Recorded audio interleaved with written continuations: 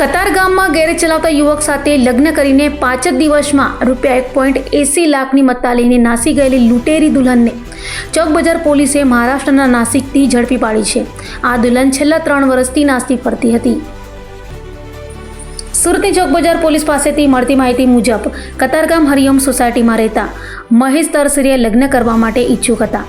દરમિયાનમાં તેને મિત્ર દ્વારા હર્ષદ કાનજી પ્રજાપતિ લગ્ન કરાવી આપતા હોવાનું જણાવ્યું હતું. જેથી મહેશે તેનો સંપર્ક કરતા તેણે દલાલ મોમીન અને ગણેશ બંડુ મારફતે વર્ષ 2022માં અમદાવાદ ખાતે કવિતા વાઘ સાથે મુલાકાત કરાવી હતી.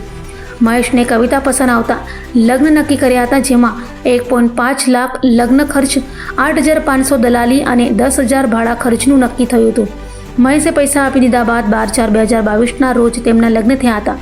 લગ્નના 5મા દિવસે કવિતાએ માતાની તબિયત ખરાબ હોવાનું કહીને મહેશ સાથે નાસિક ગઈ હતી. બસ સ્ટેન્ડ પર કવિતા મહેશને બેસાડીને બહેનપણીના ઘરે કપડાં બદલીને આવશું કહીને 34,500ની મત્તા લઈને નાસી ગઈ હતી. 8 મહિના સુધી રાહ જોઈ છતાં કવિતા પરત નહીં આવતા વર્ષ 2023માં મહેશે ચોક બજાર પોલીસ મથકમાં ફરિયાદ નોંધાવી હતી.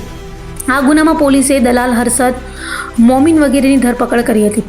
જ્યારે છેલ્લા 3 વર્ષથી નાસી ફરતી કવિતા સુનિલ વાઘ મહારાષ્ટ્રના નાસિક જિલ્લાના તલેગાંવમાં હોવાની માહિતી મળતા ચોક બજાર પોલીસની એક ટીમ ત્યાં પહોંચી હતી અને કવિતાને પકડી પાડી હતી.